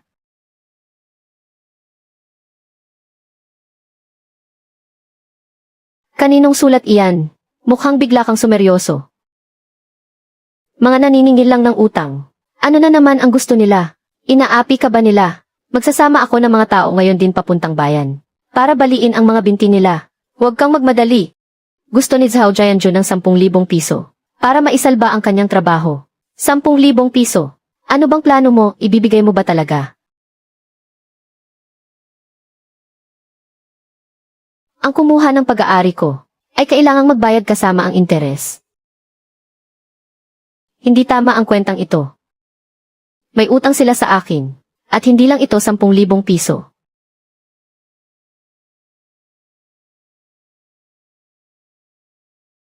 Itong polyester na polo, binaligtad ko ang kwelyo, at tinahi ko ulit, para magmukhang bago. Bukas ay pupunta tayo sa bayan para sa paunang pagsusulit. Magbihis ka ng maayos at matikas. Huwag mong hayaang ang mga matapobreng iyan sa pamilya Zhao ay tingnan ka ng mababa at maliitin. Aalis na ako. Ang mga gawain sa paggawaan ay maiiwan na lahat sa mga balikat mo. 100 kilo ng mga beans araw-araw. Kakayanin mo ba yang mag-isa? Noong araw nga ay kaya kong bumuhat ng 200 kilong. Sako nang napakabilis. Ano ba naman ang paggiling ng kaunting beans lang? Alalahanin mo muna ang sarili mo. Ang mga tanong doon sa pagsusulit. Sigurado ka bang masasagutan mo lahat ng tama? Huwag kang mag-alala. Noong araw inagaw nila sa tatay mo. Ang trabahong pinaghirapan niya at tinaya ang buhay niya para makuha. At itinuring ka nilang parang pabigat lang. At pinalayas ka sa bahay. Sa pag-alis ni Weigo ngayon. Mababawi na ba talaga natin ang ating dangal? 3 taon ko nang binibilang ang utang na ito. At wala akong nakalimutan kahit isa. Ang inagaw nila ay isang siguradong trabaho. Pero ang kukunin ko pabalik sa pagsusulit ay isang mas matatag na kinabukasan. Hintayin mo ang pagbabalik ko. Weigyo, ikaw ang pinakamalaking pag-asa ng ating grupo sa Hongkiling. Ang kauna-unahang gintong phoenix na lilipad palabas dito. Bigyan mo si Tito ng isang tiyak na sagot. May kumpiyansa ka ba na magbibigay ng dangal sa ating nayon? Tito Liu, maraming salamat sa inyong magagandang salita. Sisiguraduhin kong magagawa ko ang aking tungkulin. Kapag nakapasa ka sa kolehiyo, magiging katulad ka na ba ni Zhao Jianjun, na magiging tagalungsod na rin? At hindi mo na kami gugustuhin pa. Hinding-hindi iyon gagawin ni Papa. Ang masamang tito na iyon. Kapag hinarangan ka pa niya ulit, tutulungan kitang bubugin siya kapag lumaki na ako. Dahu. Kapag wala si Papa sa bahay, ikaw lang ang natatanging lalaki sa pamilya. Isang tunay na lalaki. Kaya mo bang protektahan si Mama at si Xiaohe? Kaya ko po. Magpakabait ka Xiaohe. Babalik agad si tatay pagkatapos ng pagsusulit. At ibibili kita galing sa lungsod. Ng candy na white rabbit mula sa kooperatiba. Gusto mo ba yun?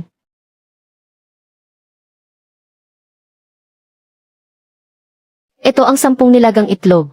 At may 5 kilo pa ng kupon sa pagkain. Kainin mo sa daan. Huwag mong tipirin.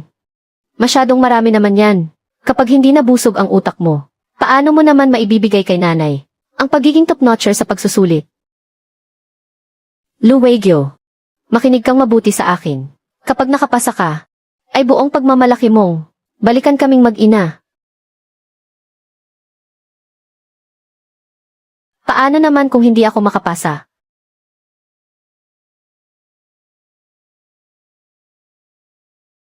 Kung hindi makapasa, kayang-kaya ka pa ring buhayin ang talyer ko. CJ, Uwi akong top-notcher. At ang mga bagay na kinuha ni Zhao Defa noon, mula sa pamilya natin, kasama ang interes, ay babawin ko ng walang kulang kahit isang 5. Walang kulang kahit isang 5.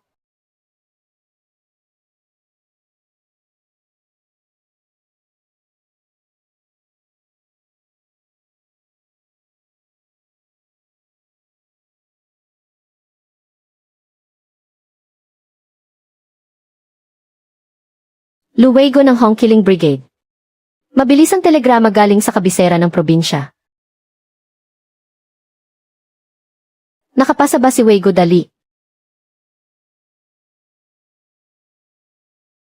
Pahingahin mo muna siya. Tudge. Ano ba talaga ang balita?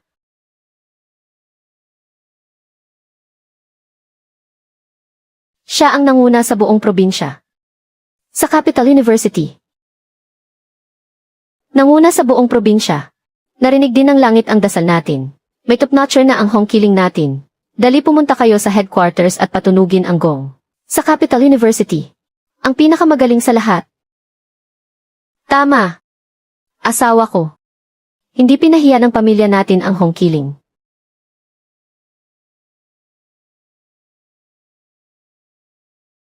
Buti naman at may konsensya ka pa bata ka. Hindi mo sinayang ang inipon ko. Na napakaraming itlog. Zhao Jianjun. Pirmahan mo na ito. Mahina ang kita ng pabrika ngayon. Kasama ka sa unang batch na tatanggalin sa trabaho. Bakit naman? Nagbigay ng regalo ang tatay ko sa direktor ng pabrika. Ako ang supervisor ng workshop. Kahit na blueprint ng gear ay hindi mo maintindihan. Hindi ampunan ang pabrika na ito. Hindi kami nagpapakain ng mga palamunin. Sabi ng direktor, dapat ka nang paalisin. Tay, katapusan ko na. Wala na akong trabaho. May utang pa sa atin ang luna iyon, na 10,000 yuan. Bakit ka natataranta? Isusumbong ko siya sa komunidad ngayon din, dahil sa illegal niyang negosyo. At hindi malinaw kung saan galing ang pera niya. Sa background check niya sa gobyerno. Sisiguraduhin kong babagsak siya. Tama. Ibagsak natin siya sa background check.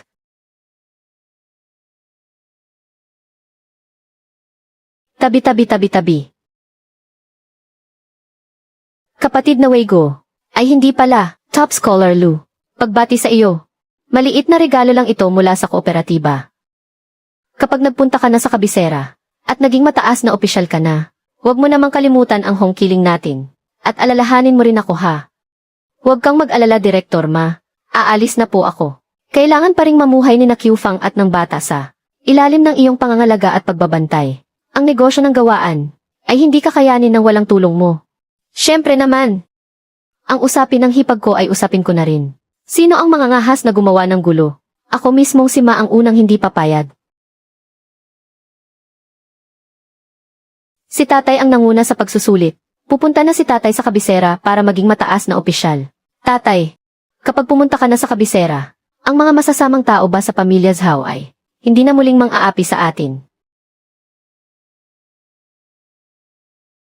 Hindi na nila tayo kayang apihin pa. Sisingilin pa sila ni tatay sa lahat ng utang nila sa atin. Isa-isa at nang malinaw. Lu Weigyo, dadalhin ko mamaya ang papel na ito sa bayan. Gamit ang pinakamagandang kwadro na gawa sa kahoy. Para kwadro ito para sa iyo. At isabit sa mismong gitna ng sala. Tingnan ko lang kung sino pa ang mga ngahas sa harap ko na? Tawagin kang patpatin. Sino pa ang mga ngahas na pagtawanan ako? Dahil pinakasala ni Meng Qiufang ang isang mahinang iskolar. Asawa ko. Simula pa lang ito.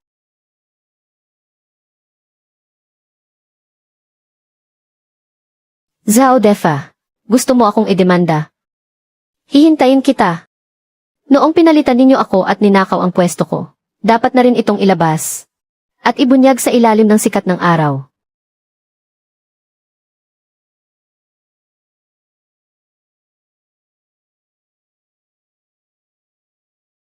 Diyos ko po, ito ba ang sasakyang gantimpala ng bayan? Tio Liu, sinabi ng bayan na ang nanguna sa buong probinsya ay ang karangalan ng ating Hongqiling. Espesyal na inaprubahan. Mahusay, napakagandang balita. Sabi ko na nga ba maganda ang swerte sa ating hongkiling. Si tatay ko ang nanguna sa pagsusulit. Una sa buong probinsya. Sabi ng tatay ko, isasama niya raw kami sa kabisera. Sa pagbabalik na ito ni Weigo sa kabisera, doon sa panig ng padrasto mo, may mga utang si Tito Liu na dapat nang singilin ng harapan.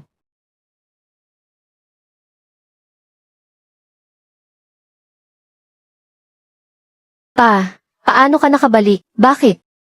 Uwi ako sa sarili kong bahay. Kailangan ko pa bang magpaalam sa iyo? Saan mo nakuha ang kotseng minamaneho mo? Gantimpala mula sa bayan. Ako ang nanguna sa pagsusulit sa buong probinsya. Tanggap sa Universidad ng Kabisera. Tito Kian, yung pagsipa ninyo sa akin noon, na nagtapon sa akin sa hongkiling. Dapat pa pala akong magpasalamat sa inyo. Huwag ka ngang magmayabang dito. Yung background check mo. Background check. Ang tinutukoy mo ba ay ang isinulat ng tatay mo? Naliham ng sumbong laban sa akin. Malinaw na naimbestigahan na iyon ng pamunuan. Ang paratang tungkol sa iligal na pagbebenta ay walang katotohanan kahit isang salita. Pero ikaw naman, inagaw mo ang posisyon ng tatay ko. Matapos siyang mamatay sa serbisyo, na dapat ay para sa akin. Ang trabahong inilaan para sa akin. Interesado ang pamunuan na malaman ang katotohanan. Weigyo, pamilya naman tayong lahat. Pwede naman nating pag-usapan ng maayos ito. Pamilya, noong itinaboy ninyo ang asawa ko, na parang aso, at pinalaya sa bahay na ito, hindi ninyo sinabi ang mga salitang iyan. 5 yuan. 5 yuan lang ang ibinigay mo, at hinayaan siyang mag-isa, na pumunta sa pinakamahirap na lugar sa bayan. Noong walang-wala pa ang tatay ko, pinalayas niyo siya, pero ngayon top scholar na ang tatay ko. Anong karapatan niyo para maging pamilya niya? Weigyo, patawarin mo si Mama. Mama, hindi kita sinisisi, kaya pwede ba, huwag mo na sanang habulin pa, para mabuhay tayo ng maayos sa iisang bubong, at mamuhay ng magkasama. Mama, ang mga bagay na nakuha kapalit ng buhay ng tatay ko. Kapag hindi ko ito hinabol, hindi siya makakapikit sa kanyang hukay. Hindi ba ito ang pamilya Lu?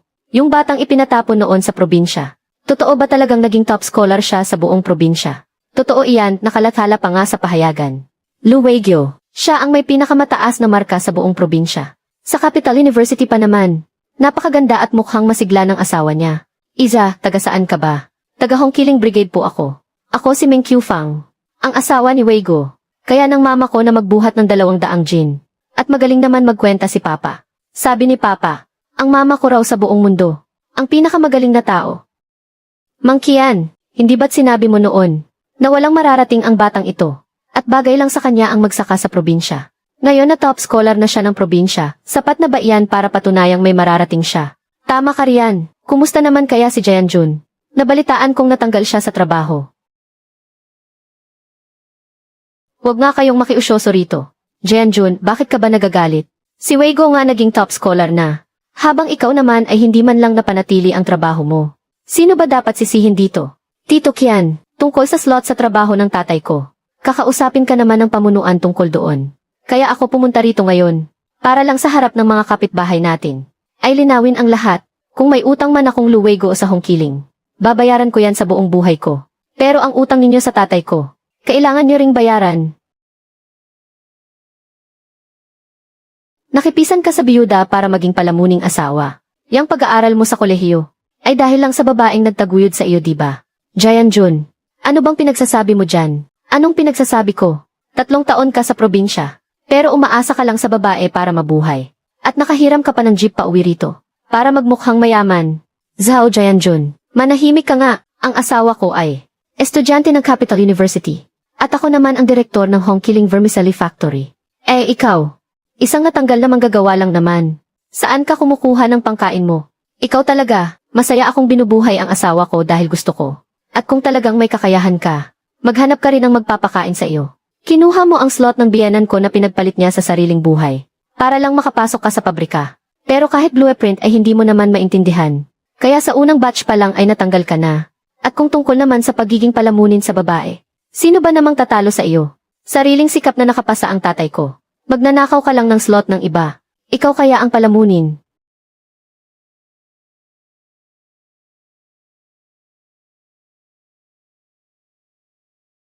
Tito Lee, tingnan niyo po ang headline.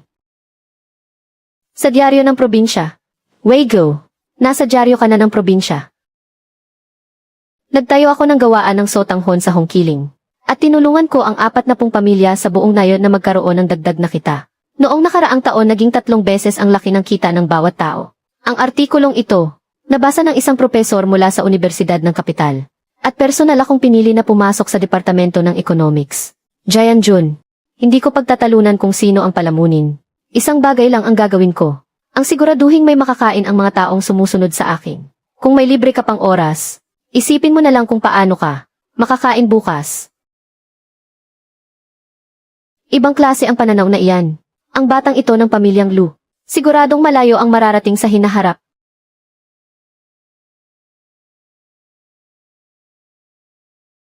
Weigo.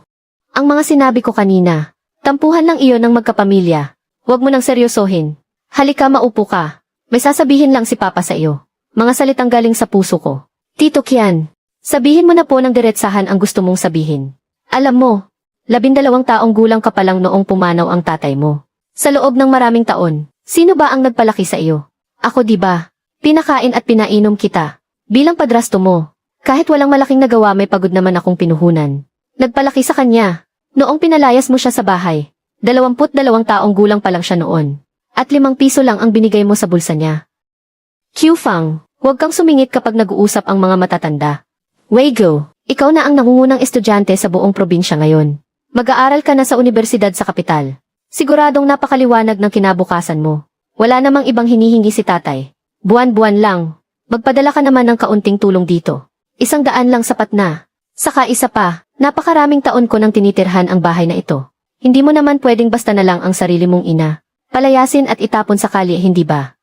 Masyado bang malaki? Kung ganoon kahit 80 na lang. Estudyante ka naman sa universidad sa kabisera. Magiging opisyal ka rin pagkatapos mong mag-aral. Barya lang sa iyo ang 80 kada buwan. Nakatira pa rin dito ang nanay mo. Kailangan mo pa rin magpakita ng pagmamahal sa kanya. Weigyo, magkapamilya tayong lahat dito. Ang tiyukian mo sa lahat ng taong ito.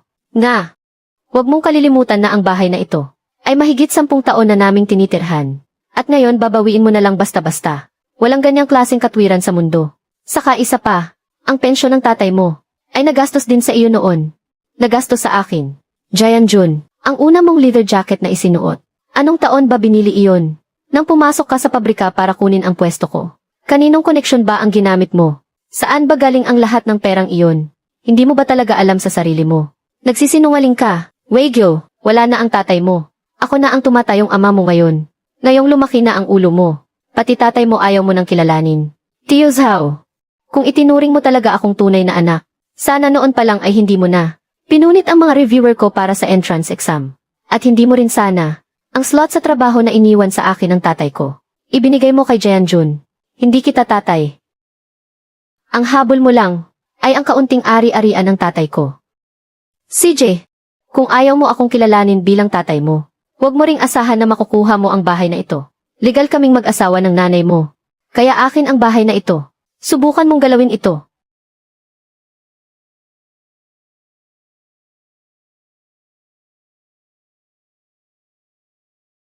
Excuse me po.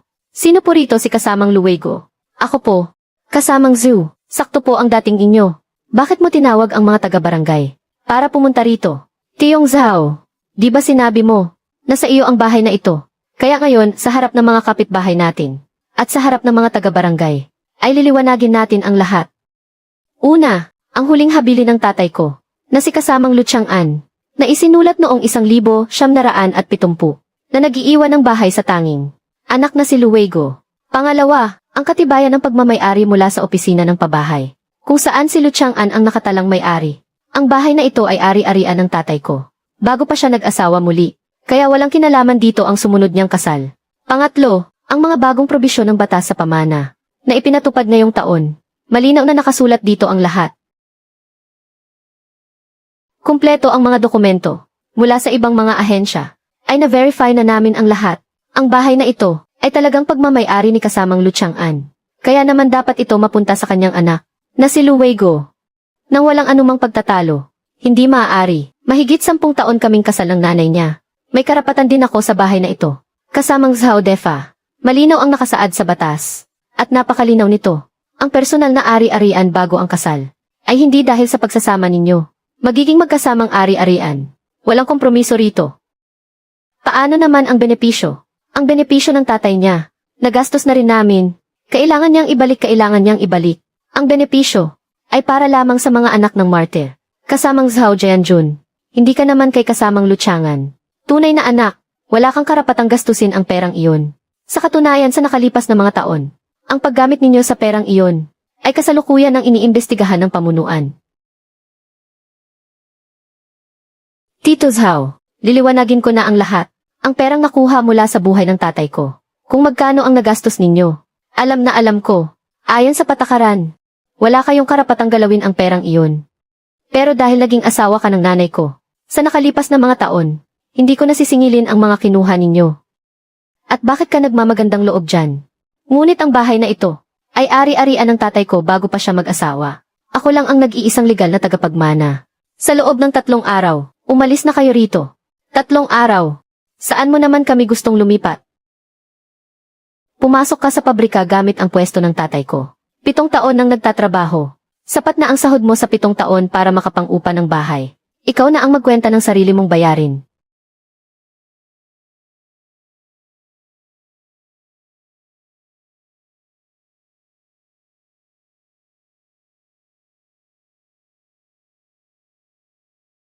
Subukan mo pang hawakan kahit isang daliri ng lalaki ko. Babaliin ko yung kamay mo. Zhao Jianjun, anong klaseng tapang ang pananakit? Kung matapang ka talaga sa akin mo subukan. Noong pumanaw si Lu noon, nakatingin ang lahat ng kapitbahay noon. Ang perang tulong at ang posisyon sa trabaho. Nilamon ninyong mag-ama ng buo. May kapal ka pa ng mukhang gumawa ng gulo. Masyado nang naging mabait sa inyo si Weigo. Kung sa ibang tao yan nangyari, ang mahigit 1,000 yuan na yan. Matagal ka na sanang idinemanda sa korte.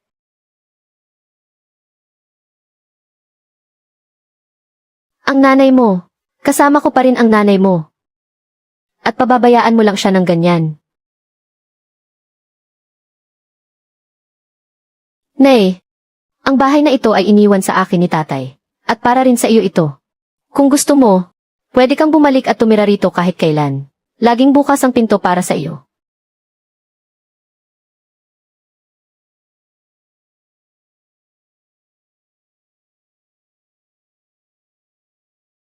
Weigo. Pakiusap Weigo, nagmamakaawa ako sa iyo. Alam kong nagkamali ako. Sa nakalipas na mga taon, hindi sa ayaw kitang ipagtanggol ni nanay. Ayaw niya lang talaga akong payagan. 12 taong gulang ka pa lang noong pumanaw ang tatay mo. Isang nag-iisang babae lang ako na nagpapalaki ng anak. Walang trabaho at walang kita. Sinabi niyang bubuhayin ka niya kapag pinakasalan ko siya. Kaya lang ako pumayag. Ano ba ang magagawa ko? Nay, huwag kang lumuhod. Noong pinunit niya ang mga papel mo sa pag-aaral, narinig ko iyon habang nasa kusina ako. Gusto ko siyang pigilan, pero itinulak niya ako sa sahig. Noong araw na palayasin kanya sa bahay, nagtago lang ako sa kwarto at umiyak magdamag. Weigo, hindi naman sa hindi kita mahal, anak. Nay, alam ko po. Kinuha niya ang perang para sa namatay mong ama, para ibili si Jianjun ng leather jacket. Nagsalita lang ako. Sinampal niya ako ng 2 beses. Weigo, wala akong kwenta bilang ina. Pero araw-araw kitang iniisip, anak. Ngayong may narating ka na, sasama na ako sa'yo. Aalagaan kita. Ako na ang mag-aalaga sa mga apo ko. Gagawin ko ang lahat para sa'yo.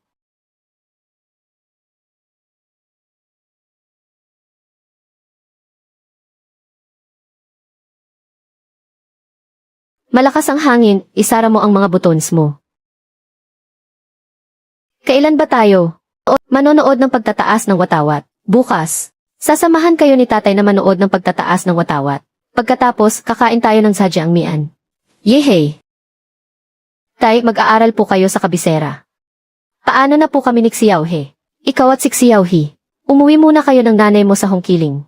Sa Setyembre, susunduin ko kayo rito. May magagandang paaralan sa kabisera. Hindi dapat mapabayaan ang pag-aaral mo. Paano naman ang pabrika ng noodles? Ang nanay mo ang mamamahala sa pabrika habang mag-aaral ako. Kapag nakapagtapos na ako, maninirahan na ang buong pamilya natin sa kabisera. Sa mga susunod na buwan, alagaan mo ng mabuti ang nanay mo at si Xiaohe para sa akin. Kaya mo ba? Kaya ko po. Weigo, Kung naging mas matapang lang ako noon, hindi mo na sana kailangang dumanas ng ganoong kahirap. Nay, hindi na po ako nagagalit sa inyo. Kung hindi ako nagpunta sa Hongqiling, hindi ko makikilala si Qiufang. At wala rin si Dahu at si Yaohi. Ang 3 taon na iyon, ang pinakamakabuluhang 3 taon sa buong buhay ko. Pwede bang sumama si nanay sa iyo? Nanay, ang susi ng bahay. Mag-iiwan ako ng isa para sa iyo. Kahit kailan mo gustong bumalik at tumira rito, bumalik ka lang kahit kailan. Pero kung sasama ka sa akin, pag-isipan mo muna ng mabuti kung paano mo gustong mamuhay. Hindi kita pipigilan at hindi ko rin gagawin ang desisyon para sa iyo. Weigyo, ang nakaraan ay nakaraan na. Mag-ingat ka palagi.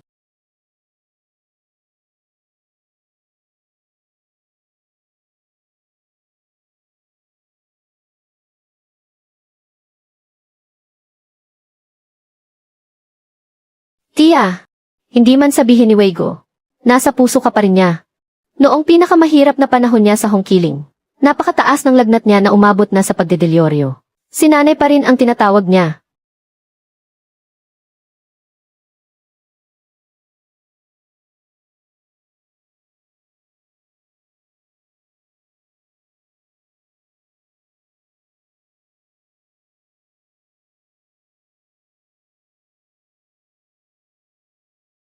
Kuya Tianyu, ang mga kwenta ng pabrika, naibigay ko na ang lahat sa bagong accountant. Ang buwan ng cash flow, ang pagbili ng mga hilaw na materyales, ang mga punto sa pagtatrabaho ng mga manggagawa. Hiwalay na nakasulat sa 3 libro, kaya walang sinuman ang makakagawa ng pandaraya. Hindi ko inaalala ang tungkol sa mga kwenta. Nagtitiwala ako sa taong kinuha mo. Pero ang tungkol sa produksyon. Weigyo, isa lamang akong simpleng kargador ng mga sako, at gusto mo pang pamahalaan ko ang pabrika. Natatakot akong hindi ko kayanin. Ano ang kinatatakutan mo? Mula sa unang kaldero ng pabrika ng pansit, hanggang sa 30 kaldero na ngayon, may araw ba na wala ka rito? Ang bawat hakbang sa proseso, ay alam na alam mo higit sa kanino man. Tianyu. Tama si Qiufang. Mag-aaral si Weigo sa kolehiyo sa kabisera, at si Qiufang naman ay magbubukas ng tindahan doon. Kung sa ibang tao ko ipagkakatiwala ang pabrikang ito, hindi mapapanatag ang loob ko, pero kapag sa iyo ko ito ibibigay, makakatulog ako ng mahimbing. Paano naman kung may mga bagay na hindi ko sigurado? Susulat ako sa iyo buwan-buwan. Para sa malalaking desisyon sumangguni ka kay Tito Liu. At kapag may mga agarang bagay, magpadala ka agad ng telegrama sa kabisera. Kung ano ang dapat mong gawin sa bawat hakbang. Kung sino ang lalapitan mo at kung magkano ang gagastusin. Nakasulat na ang lahat doon. Sundin mo lang iyon at walang magiging problema. Sige na Weigo, umalis ka nang walang inaalala. Hanggat nasa mga kamay ko ang pabrika, itataya ko ang buhay ko para lang mabantayan ito. Tianyu, ipinagkakatiwala ko na sa iyo ang pabrika. Kapag napalago mo ito ng maayos, siguradong may parte ka sa kita sa katapusan ng taon.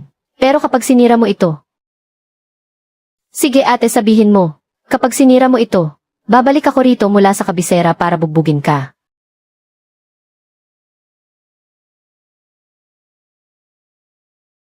Tama na yan, tama na yan. May hinahabol pang tren ang pamilya nila.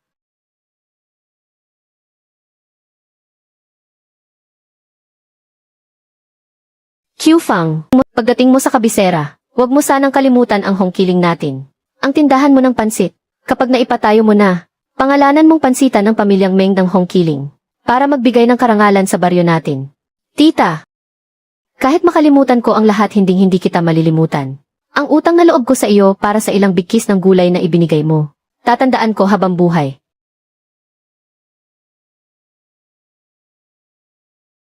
Weigyo, 3 taon na ang nakalipas noong mag-isa mong dinala ng iyong higaan papasok sa baryong ito. Nalaman ko na agad na may mararating ka talaga. At ngayon nakapasa ka na sa kolehiyo. Naitayo na rin sa wakas ang pabrika. Buo at sama-sama na ang ating pamilya. Hindi talaga nagkamali ang matandang ito sa pagtingin sa iyo. Tito Liu. Kung hindi dahil sa inyo, noong pinayagan niyo akong maging accountant noon. Wala ako rito ngayon. Ang utang na loob na ito, hindi ko makakalimutan. Ako si Luego. Huwag mo nga akong daanin sa ganyan. Umalis ka na bago ka pa mahuli. May iwanan ka na ng tren.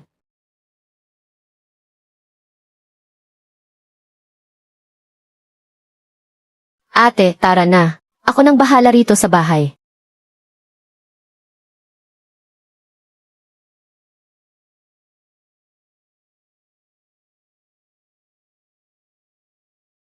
Weigyo, halika rito at tingnan mo ang perang ito. Ito ang kinita ng pangalawang tindahan noong nakaraang buwan. Paano mo nagawa ito? Binuksan ko ang tindahan sa tabi ng universidad. Mahilig kumain ang mga estudyante pero walang gaanong pera. Isang mangkok ng noodles, 20 sentimo lang, busog ka na. Kapag tanghali, umaabot hanggang kalsada ang pila. Ang husay mo talagang pumili ng lokasyon. Mas tumpak pa kaysa sa ginawa kong plano. Huwag mo nga akong bulahin. Saan naman natin itatayo ang pangatlong tindahan? Tulungan mo akong kwentahin. Sa istasyon ng tren. Sa istasyon ng tren, libo-libong tao ang dumadaan doon araw-araw. At lahat sila ay kailangang kumain. Isang mangkok ng mainit na noodles. Pagkalabas pa lang ng istasyon ay makakain na nila. Isipin mo na lang kung gaano karaming customer iyon. Sige, bukas na bukas din ay maghahanap na ako ng pwesto. Nay, pwede bang hinaan nyo ng kaunti ang boses nyo? Nagsasagot ako ng math. Mag-aral ka na lang dyan. Kapag hindi ka nakasama sa tatlong nangunguna sa klase, malalagot ka talaga sa akin. Pangalawa naman ako noong nakaraan Pinuri nga po si kuya ng guro niya noong nakaraan Sabi ng guro ang galing daw ni kuya sa math. Sobrang husay niya talaga. Manang-mana sa tatay niya.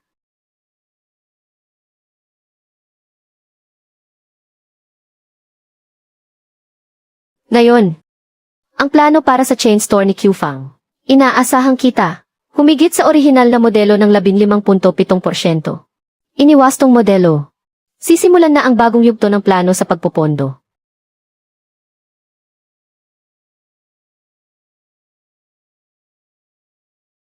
Nagsusulat ka na naman diyan sa maliit mong notebook. Nagsusulat, naglilista ng mga gastos. Huwag mo nga akong linlangin. Noong huli natingnan ko ang likod niyan. Ano bang isinulat mo roon? Binigyan ako ngayon ni Qfang ng dagdag na ulam gamit ang kanyang sipit. Bakit mo ba isinusulat ang mga ganyang bagay? Tingnan mo na lang kaya.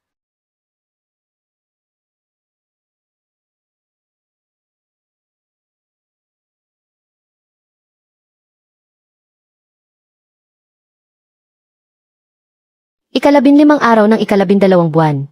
Unang beses akong tinawag ni dahon na tatay. Dinala ni Xiaohe ang kanyang sirang makapal na kumot para ikumot sa akin.